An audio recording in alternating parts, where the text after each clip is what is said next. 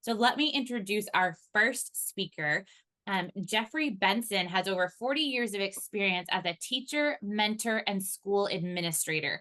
His focus is supporting schools that can work for all students and staff.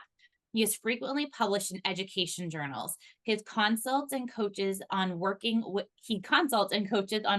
challenging students, developing safe and welcoming school cultures, restorative discipline, social emotional learning, improving communication between administration and staff, decision making for leaders, and implementing best practices for inclusion. His most recent book is Hacking School Discipline Together. His website is jeffreybenson.org. Jeffrey, welcome. Good morning. Good morning to everybody. Glad to be here. Oh, we're so glad to have you. And you have a lot of experience in this field. You're coming here as someone who has been in the trenches and knows the difficulties that our teachers are facing. And let's just talk a little bit about your book, because I know discipline is a struggle right now. Can you talk a bit about your book? Yeah, so there was a prior book to mine called Hacking School Discipline, Hacking School Discipline.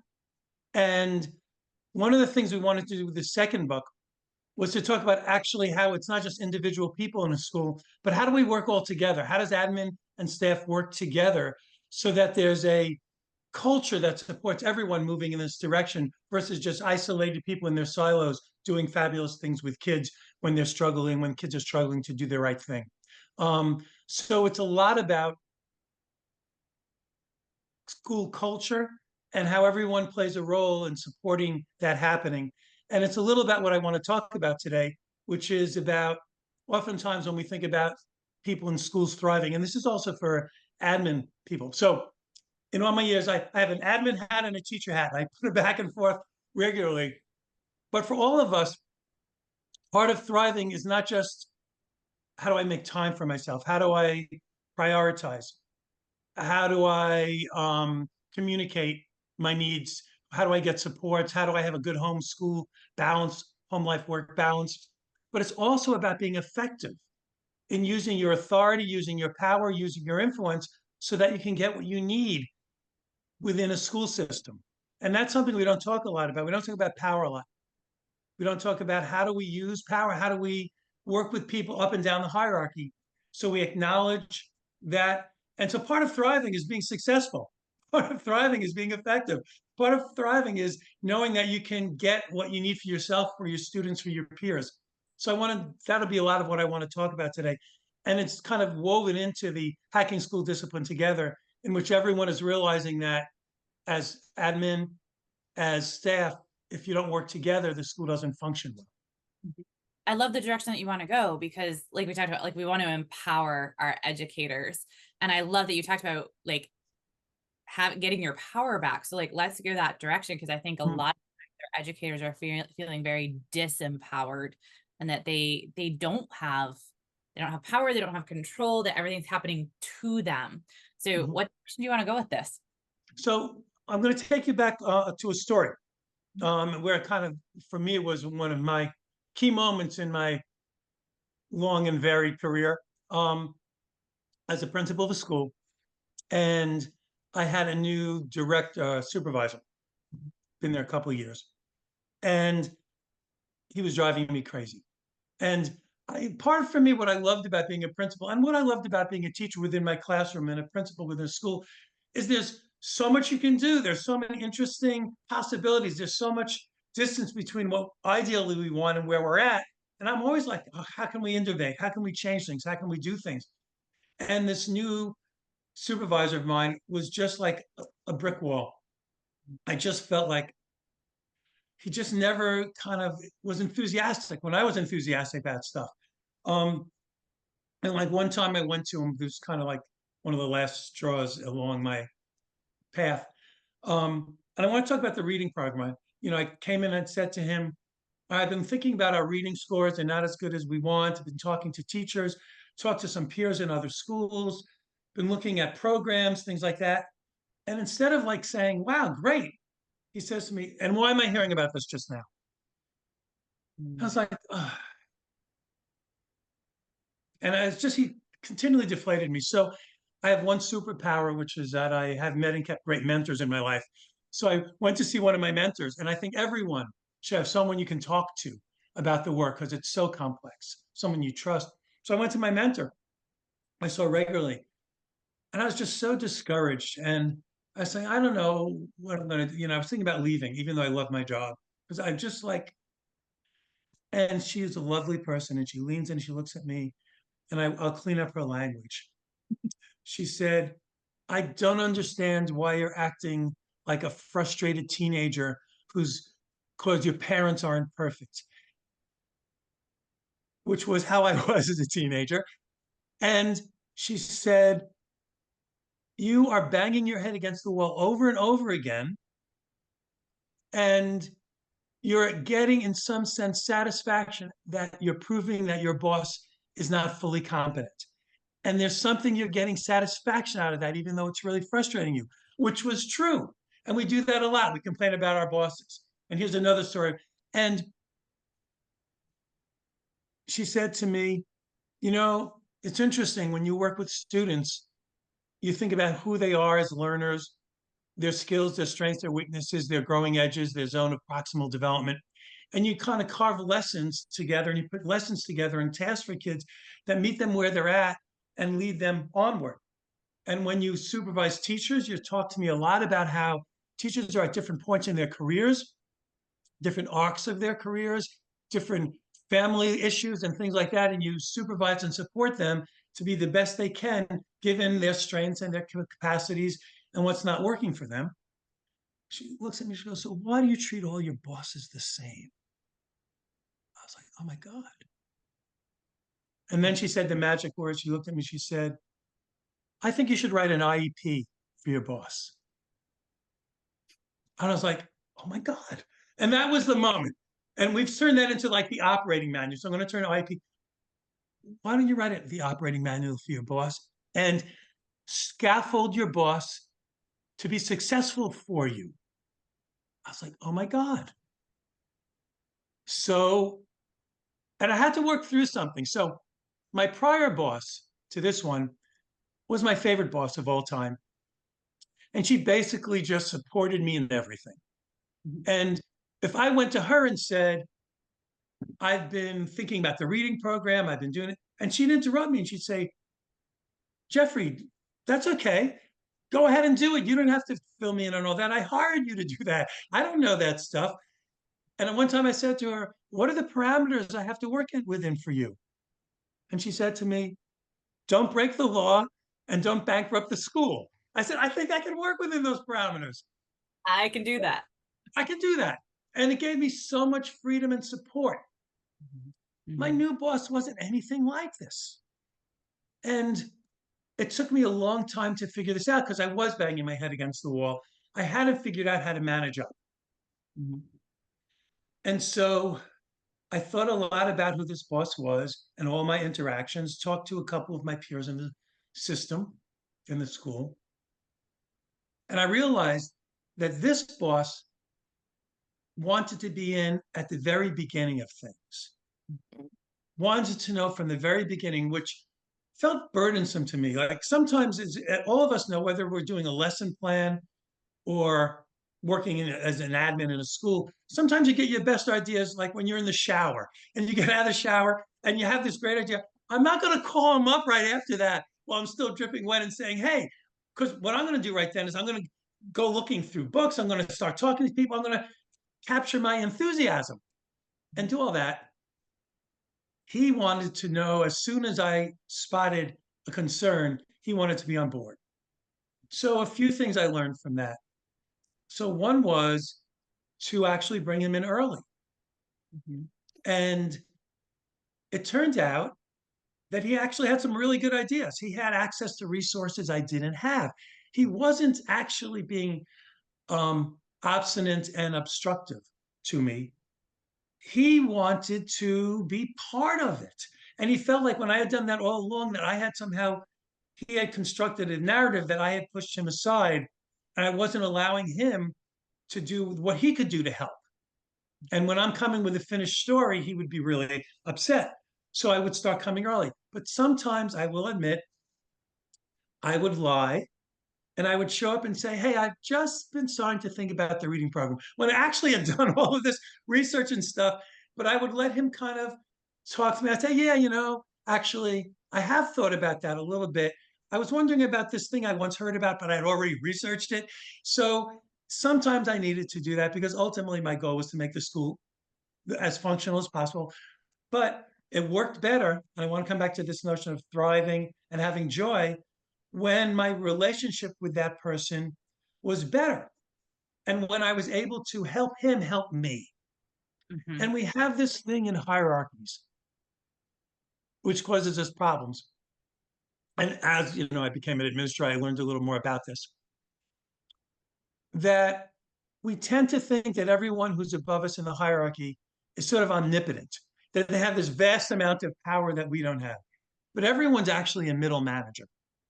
Everyone's struggling to work within the resources and with their bosses and within their budgets and with their regulations. And everyone's imperfect. And I don't expect bosses to be perfect. And I expect them to be flawed and I expect them to be learning on the job. When I was in my early 40s, my friends and I started getting in positions of leadership in schools, in different places. I know mostly schools, but in their places of work. And it was for a few reasons. One, the majority of us were male, tall, and white. And those three things get you in leadership positions in the world faster than if you're shorter, a person of color, or female. And actually, taller turns out to be might even be the most significant of the three, Yeah, it's weirdly. a funny fact, but it is, yeah. Right. Like we say for short people who want to move up, we say they have like a Napoleon complex, right? But we don't say anything about tall people having like a Will Chamberlain complex. We expect tall people to be in charge. So anyhow, we that was one reason we got these jobs. The other was that the people ahead of us who had been bosses had retired or died, and there was a vacuum, and someone got sucked up into the vacuum, and we were next in line. We were not fully prepared to be really masterful leaders. It takes 3 to 5 years to become a master teacher. Same for being a school leader. So I've come to have compassion for everyone in the system who's just striving to do better. New leaders are incompetent, semi-competent. Mhm. And we have to realize as we're working up the hierarchy, what are their strengths? What are their areas where they're not good at? And just like we would do with a student, we work from their islands of competence. We help them be competent so we can do well. So from that work, I developed a long list of questions that I can think about when working with my boss. How often do they like to get feedback from me? How long can I wait until I ask them to get back to me on something? Um, what is their decision-making process? For instance, how early do they want to be in, like my two bosses? Do they just want to know the big headlines or do they want to get in the weeds with me? Um, do they need me to present research for them? Um, do I need to make an appointment ahead of time and tell them I have this thing I want to do? Or can I just kind of buttonhole them in the hallway and say, hey, can I have a moment with you? There are all these ways that people function better or worse in leadership positions. And so there's this long list of questions I went through and I kind of started thinking about them. And then, so here's a tip for people who are kind of listening in. If you do this with your supervisor, boss, or whatever, and I have to give a proviso here, there are some toxic bosses who you just have to work around. You have to protect yourself from them. You have to keep distance. You have to give them as little as they need to leave you alone. That's not most bosses. Most of them are actually trying to do their job and go home and feel safe and successful from the day. Like everyone who walks into a school building wants to leave the building a little wiser, safe, and successful at some level. Um, so, where was I going with this? I lost my train of thought. I'll get it back. So anyhow, this notion of I'm going to circle back. I'll get to it. Oh yeah. So about learning on the job. as a leader is that there are ways that I needed, like if I'm working with my boss, here's the tip I want. If I find something that I think is true about my boss and I try it and it works, go back to your boss and say, hey, Naomi, I've noticed that you tend to like to have me pull you in at the beginning of when I'm thinking about things. Have I read you right? Is a wonderful way to build a connection with your boss and to become more successful. Because the boss will say, yeah, thanks, that's true. Or the Naomi might say, not always, usually, but there's sometimes I'd like you to go further. And I could say, oh, I'd like to explore that a little bit because I want to make sure. And it's a way of then helping Naomi know herself as a leader better. Because until I would ask Naomi that question, she might not have even had the consciousness that that was her style. When I raise that to her consciousness, I'm actually helping all my peers in the school because now Naomi knows her style and I can talk. And I might say, do you mind if I share that with my peers? Because I'd like us all to work well together. And we start pulling the boss to us and the boss having a particular style. And also then the boss feels noticed. For everybody, that's a really good thing to be noticed. If I'm the person who's noticing the boss's style, the boss feels seen and heard, and I have an in. Now, Mhm. I'm not trying to do that to be above my peers. I'm just trying to be effective because that's how I thrive. That's how I feel joy. I'm going to get resources for my classroom. I'm going to figure things out for how I would like to be influential as a member of the faculty or as a principal or assistant principal. I'm working up the hierarchy too. We're all middle managers. So I did that for a while and it was really helpful. And then I had my big aha. And I'm going to circle around to all of those who are teachers as well as administrators. I realized that I should the people who work in the hierarchy under me let me know my let them know my operating manual so they don't have to figure it out accidentally. So I thought about what are the 4 or 5 ways that I, as a principal, function. And I let the staff know, or as I was hiring people, after everyone kind of knew, I'd say, hey, I need to let you know a little about how I function, which would be so helpful for people. For instance, if you've ever been in a walk with a principal down the hall, if you've been a principal, you can't get from one end of the hallway to the other without a handful of people grabbing you and saying, "Hey Jeffrey, don't, hey Jeffrey," and I don't remember any of that. And so I would say to the faculty of my school and the staff, if I'm walking down the hall to a meeting and you want to talk to me, it's probably not the best way for me to remember anything. However, if it's a quick thing and in 20 seconds, you have about 15% of my attention. And if I can satisfy you with that, fine, I'll do it. But more likely, make an appointment to see me and I'm going to clear my agenda and I can give you my undivided attention because everyone knows when you're faking giving attention. Or I'd get to the end of the hall and I was like, what did Naomi say? What did Kathleen say? I forgot what they wanted me to do. And then I'm kind of in a slight panic because bosses are human in that way and we want to be effective. So I started saying, here are things about me. One was walking down the hall, probably not the best time to give me information. Send it to me in email, make an appointment.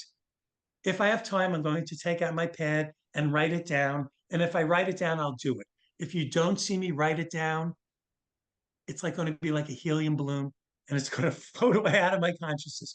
So my staff became much more effective in working with me, which was helpful because I wanted to be effective to them as well. Um, what else did I have to tell them? That when they came and said, Jeffrey, I want to do this. I have this notion about positions and interests. It's from the great negotiating book, Getting to Yes. I highly recommend reading that for working up and down any hierarchy. And I would say to staff, what are you trying to solve? Tell me the problem you're trying to solve. And maybe you have the best solution, but maybe there's actually another way to do it. And maybe I have resources to help you. Which my boss who I was struggling with, that turned out to be the case. Sometimes bosses have resources to stuff that you don't know about. So the I talk to the staff a lot about tell me your interests. and then tell me what you think is a good solution, I might say, right, I think that's a great solution. Or I might say, let's brainstorm some other solutions because I share your interest. Mhm. But in fact, your solution may bang up against other priorities I have, which does, I don't want to just say no to you. So what's bringing you? So in my school, we also talked a lot about positions and interests, and that comes from the great book, Getting to Yes. Um, what else did I have to tell my staff about?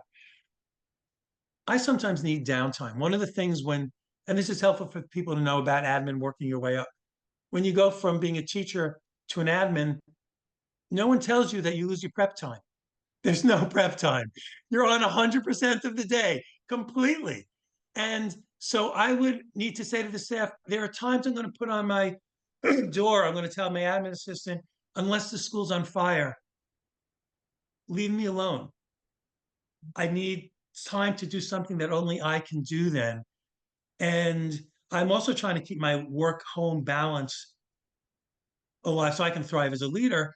So I need some downtime. I need to carve into my schedule um, prep time for me. But I have to tell you, sometimes in those 15 minutes, I would take a nap because the school was better off when I had taken a nap than I can function the rest of the day. And eventually I told the staff that, which felt like horrifying. But I decided that I wanted to support them in using their prep period for whatever they needed to do in order to have the rest of the day better or the rest of the week better.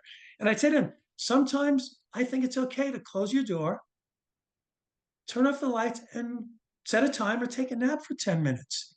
I would fully support that. So that's one of the things in terms of if you have a toxic boss, I wouldn't do that. But if your boss is sort of talking about how he or she or they manage their time, ask what are parameters in terms of my prep time? Is it fully mine? I'd like to know what you think I can do, or is that something just for me? In most places, prep time's contractually protected. I can do whatever I want in that time. Here's the third level of this. So I, as principal, talk to the staff about what my operating manual is. And then I talk to the teachers about talking to their students about what their operating manual is as a teacher. Because the kids have even less ability to suss us out. They sort of implicitly figure stuff out. If you get to middle school and high school as a student, how many teachers, how many adults do you interact with through the day? And a lot of our kids, especially kids who have some learning disabilities, some sorts of learning disabilities, can't really figure adults out. We are mysteries to them. So it would be very helpful, and your classes will run better if you say to students, in these ways, this is how to operate with Mr. Benson.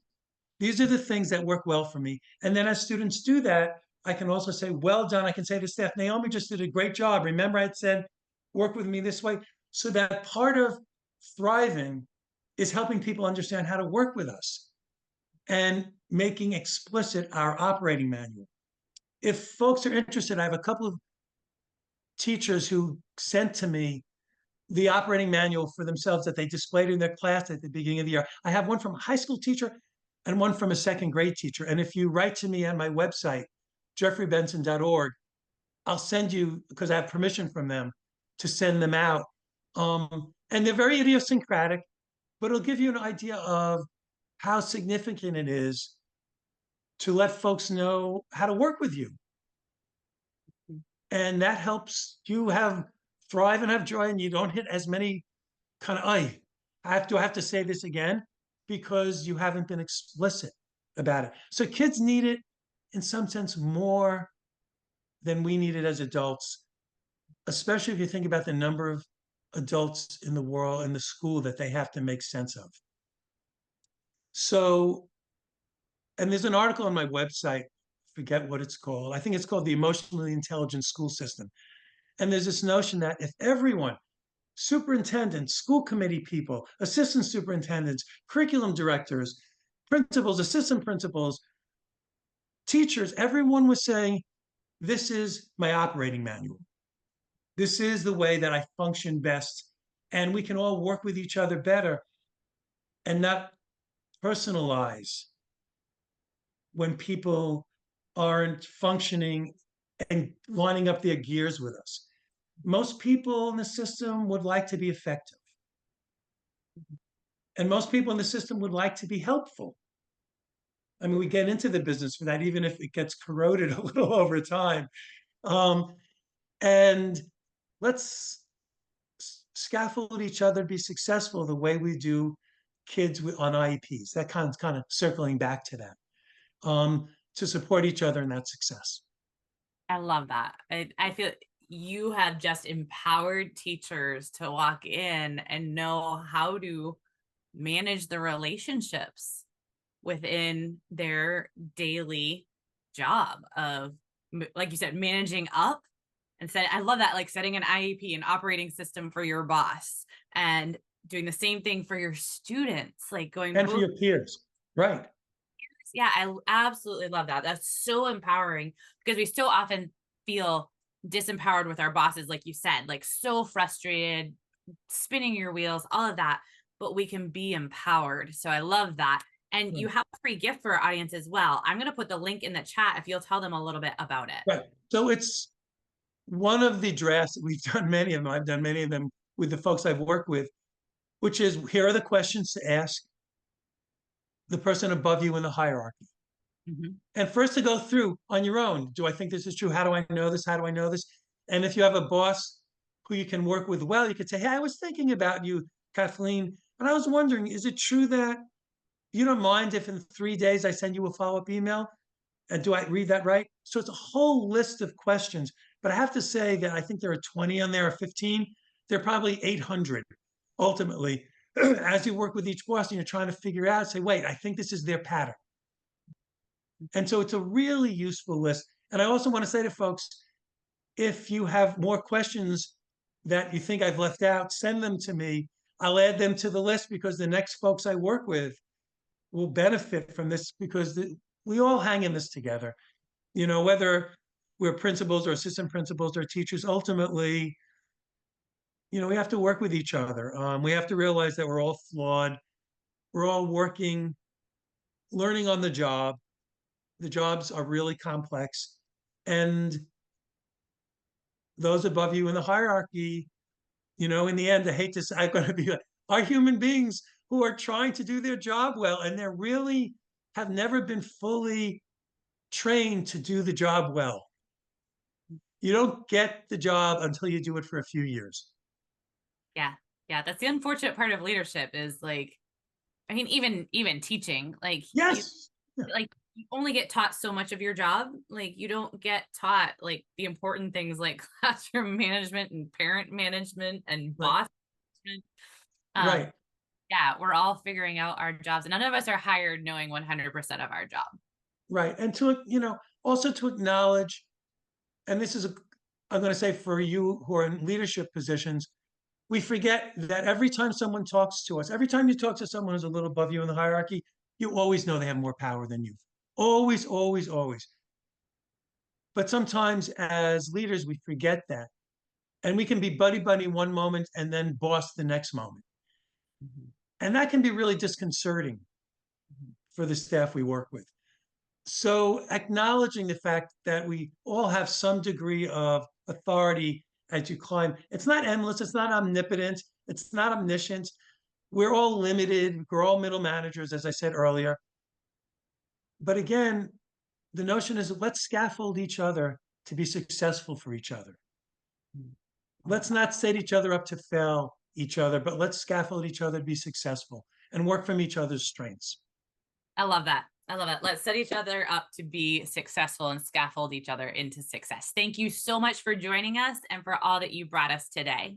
Been a pleasure. Great to see you all. Hope to see you all down the road. Thank Take care. you. Bye bye.